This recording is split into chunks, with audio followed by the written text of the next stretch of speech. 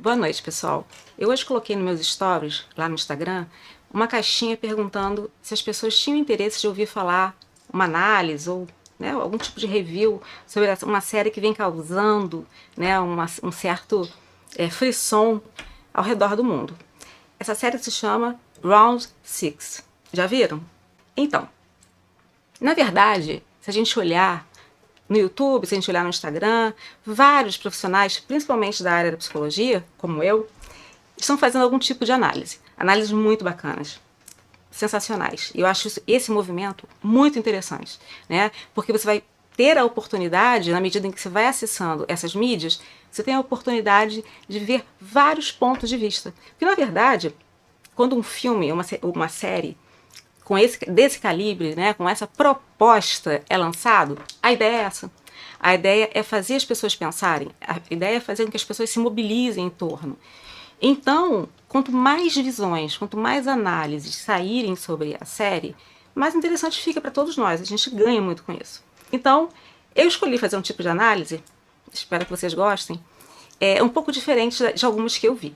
Muito boas, mas que vão para um outro aspecto mais individualista, um aspecto que leva mais em conta o indivíduo. Usando a minha pegada, né, da psicologia, que é uma pegada mais psicossociologia, né, clínicas do trabalho, eu vou fazer uma análise que, ao invés de dar um foco ao indivíduo separadamente, analisar cada caso, como a gente vê mais, né, sendo feito nessas mídias, eu vou fazer uma análise mais contextual. O que seria uma análise contextual? Na verdade, eu prefiro usar a história do seriado como sendo uma grande metáfora. Se a gente for pensar, seria quase que uma fábula, alguma coisa desse tipo. Esses jogadores que são selecionados para participarem, na verdade, de um grande jogo, o qual eles não conhecem, têm algumas coisas em comum.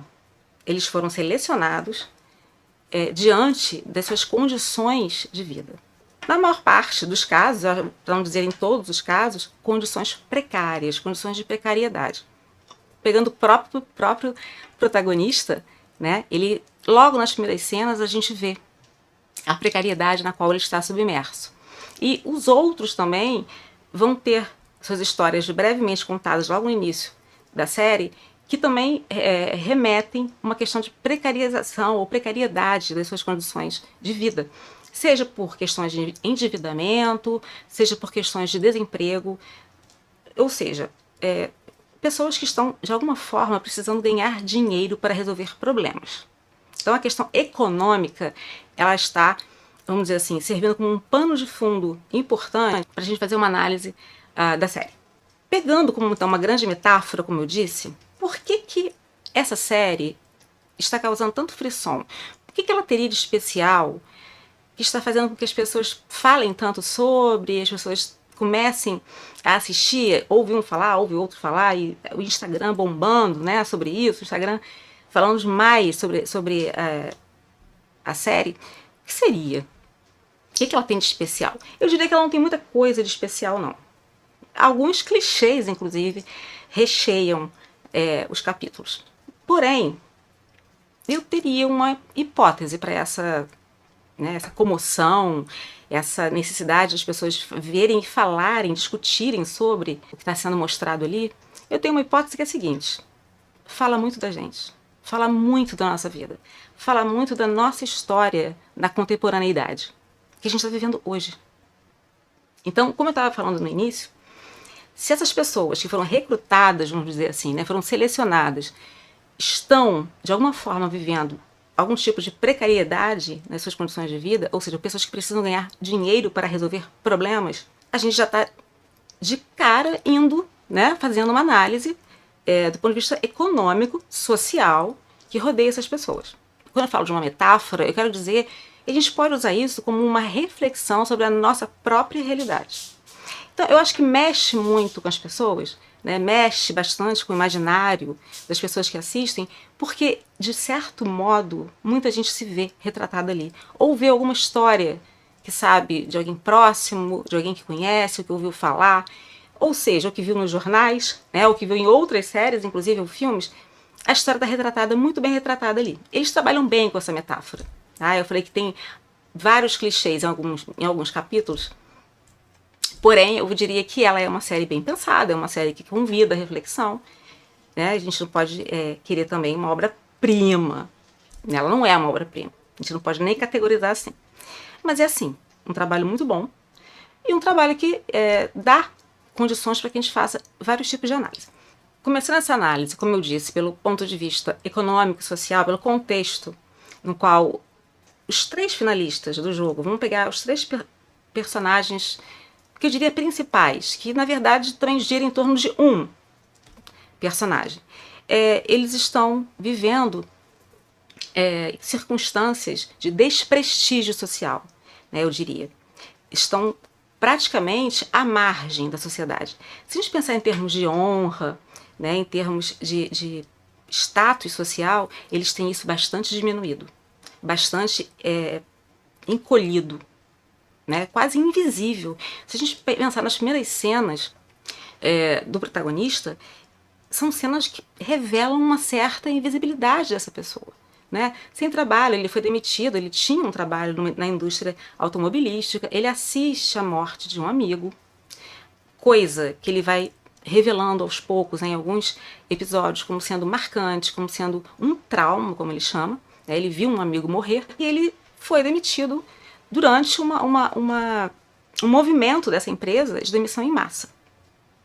E a partir daí, não se empregando de novo, vivendo com a mãe, em condições bastante frágeis, vamos dizer assim, a mãe sustentando a casa, uma senhora idosa, diabética, doente, e esse sujeito já é retratado logo no início como alguém que realmente perdeu o seu prestígio. E se a gente pensar em termos de trabalho como sendo algo que confere ao sujeito esse prestígio social, e eu diria que isso muda, isso varia de cultura para cultura. Tá? Mas o trabalho confere sim um prestígio social a todos nós, um status social a todos nós. Ele nos coloca, ele nos prende dentro da estrutura social a qual pertencemos. Se a gente pegar, quando eu falei sobre cultura, né, dependendo da cultura, a gente vai ter um arranjo, né, que vai sinalizar para mais ou menos, né, status a partir do trabalho. A gente pode pegar o exemplo oriental mesmo, pensando nessa questão do desprestígio social, que marca a vida desses 3 personagens principais que eu queria destacar. Eles vão ser convidados a entrar num tipo de organização, eu chamaria, né? Eles vão ser convidados a entrar e participar de um jogo. Só lembrando que o personagem principal, o protagonista, ele já é um viciado em jogo. Ele já tem, digamos, uma compulsão pelo jogo. E ele, tendo em vista estados de humilhação que ele passa, né, estados de imensa fragilidade social que ele passa, ele vê ali quase que uma última oportunidade, um tudo ou nada. É uma forma de agarrar aquela oportunidade como sendo a salvação para ele. Ele tem um amigo de infância que vai com ele para essa organização, estou chamando de organização, a gente poderia chamar de outras coisas, mas vamos chamar de organização, que fica num local isolado, eles não sabem, eles vão ser levados para essa organização de uma forma na qual eles não possam ver o caminho, não possam perceber em que lugar está situado essa instituição. Então esse amigo de infância vai também. E a terceira personagem, né, uma mulher que pertence à Coreia do Norte, ela já tem, vamos dizer assim, uma certa marca que denota o preconceito que ela sofre, que denota a rejeição que ela também sofre por não ser da Coreia do Sul. Esses 3 personagens, então, vão entrar com o intuito de dar algum tipo de direção à sua vida. Tentar, como se fosse a última chance de resolver os seus problemas. E o problema, a forma de resolver o problema, vem através do dinheiro. Vem através do quanto eles podem ganhar nesse jogo. Eles não têm a menor ideia sobre que jogo é esse. Então eles praticamente dão um salto no escuro. E eles vão ceder a esse convite e vão ser levados para essa ilha, entrar nessa organização. A partir dali eles vão ver quais são as regras do jogo.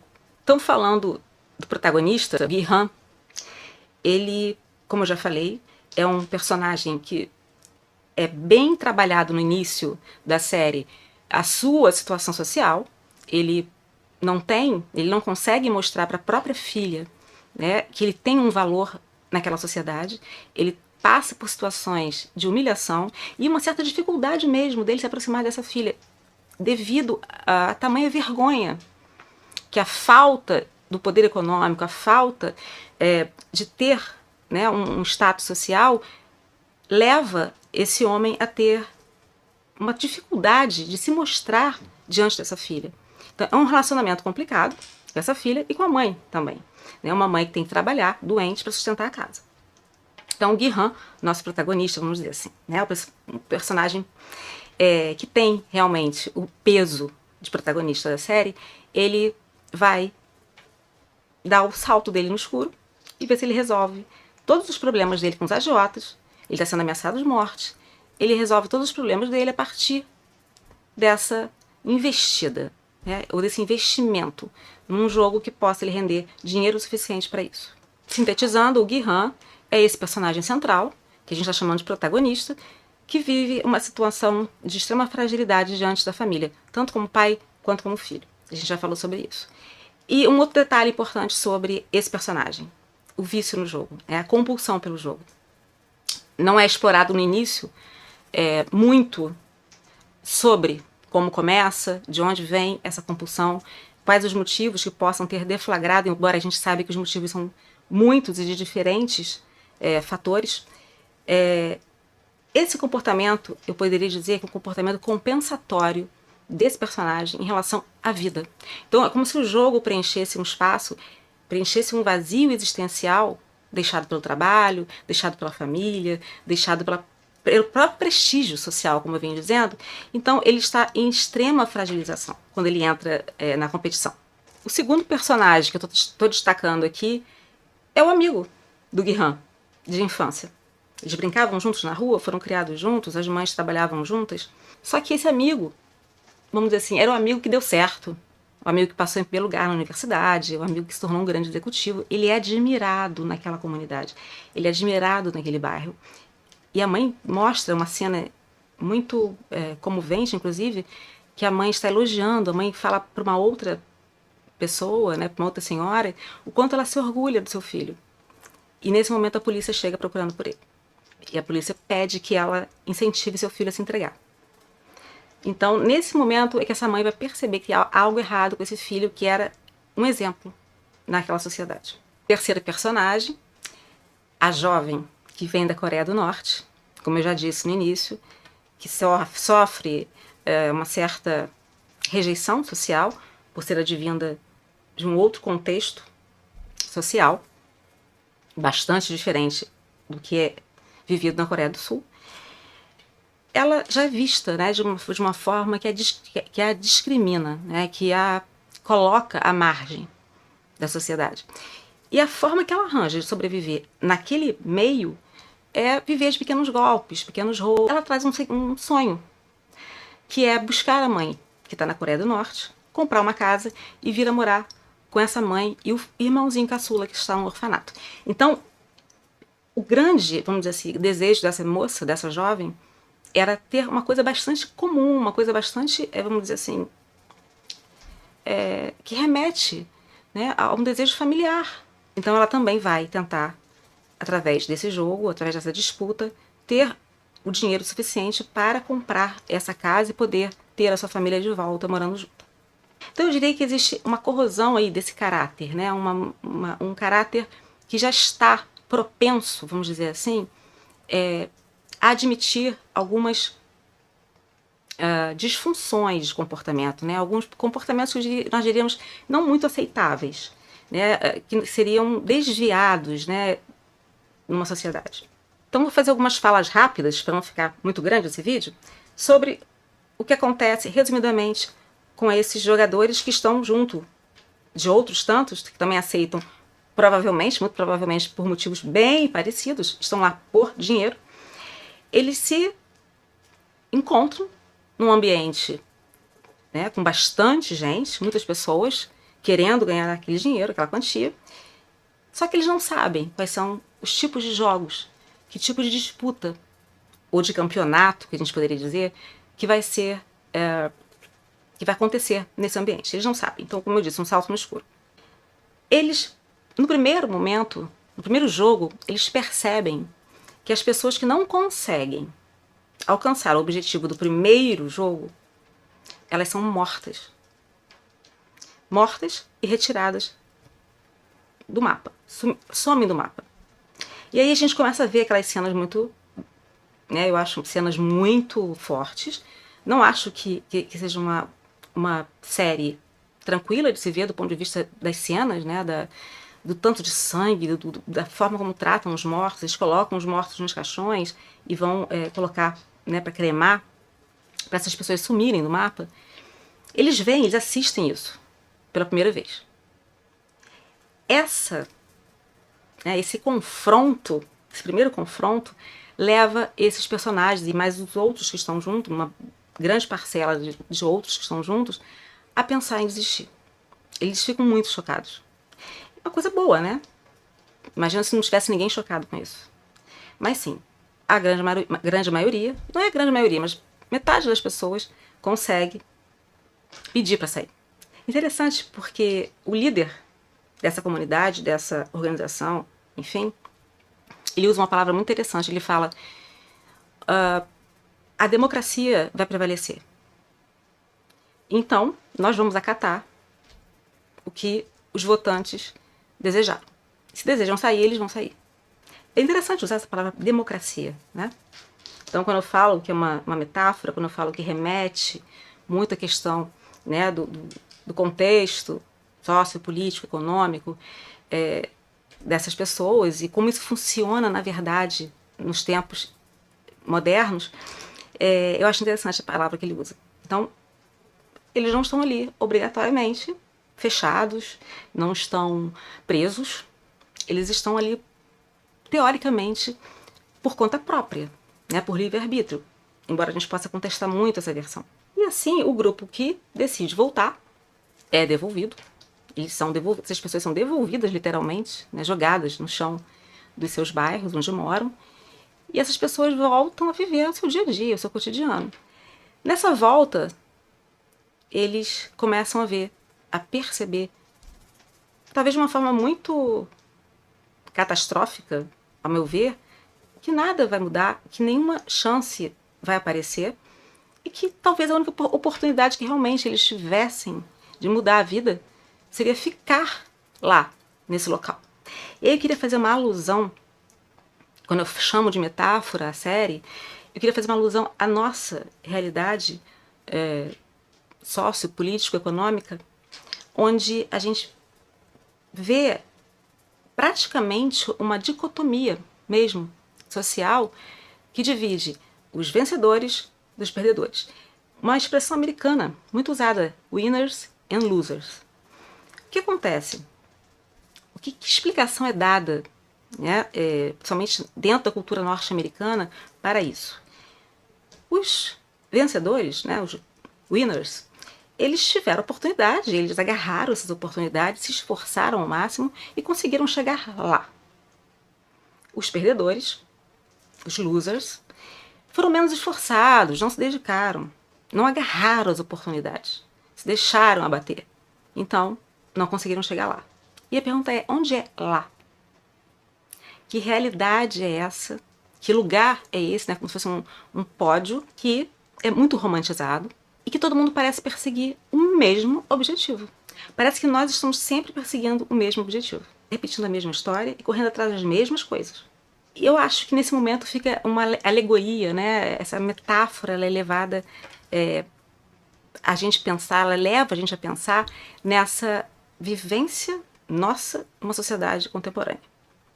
Então, os perdedores são eliminados, os perdedores somem, desaparecem, enquanto os vencedores tocam o jogo para chegar lá. Onde é o lá? Alcançar o máximo de dinheiro possível, né? Alcançar aquela fortuna que está sendo o tempo inteiro, né, mostrada. Ela é o tempo inteiro, ela é onipresente, aquela, né, na forma de uma bola, né, de um lustre, não sei, com muitas cédulas dentro, e aquilo é mostrado o tempo inteiro para justamente ensejar esse desejo, reforçar esse desejo. Não, eu não quero ser um perdedor.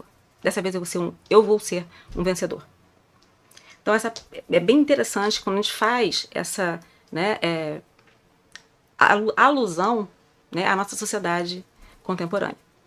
Então eu queria pontuar, né, esse momento da série, que eu diria que é um dos momentos mais importantes, que é o momento da volta, tendo em vista que eles já sabem que os losers, né, que os perdedores vão ser assassinados, vão morrer e vão sumir do mapa. Quando eles aceitam voltar, eles, de certo modo, estão concordando com isso. Então, quando eu transporto essa ideia para a nossa sociedade atual, eu gostaria de provocar esse tipo de reflexão. De que forma são tratados os perdedores na nossa sociedade? Quem são os perdedores? Então, eu acho que a série tem esse grande mérito de fazer esse tipo de reflexão. E consultando, né, outros autores, alguns teóricos que falam também, que tratam desse tema, a gente pode ver entre eles uma denominação bastante interessante. O autor Eugène Henriquet, ele fala sobre uma sociedade onde existiriam sujeitos que ele chama de camaleônicos, ou sujeitos as if, como se. O que seria isso? São sujeitos que se moldam de acordo com as circunstâncias. Então, se hoje eles precisam ser ou ter uma competência, uma habilidade X, eles vão lutar para ter. Mas se amanhã ou depois isso mudar para um outro tipo de comportamento, de habilidade, né, eles também vão mudar. Ou seja, extremamente flexíveis. Aliás, flexível é a palavra do momento. Então, esse sujeito camaleônico, ele vai se comportar da forma ideal para que ele consiga chegar ao pódio. Então, muitas coisas vão ser negadas.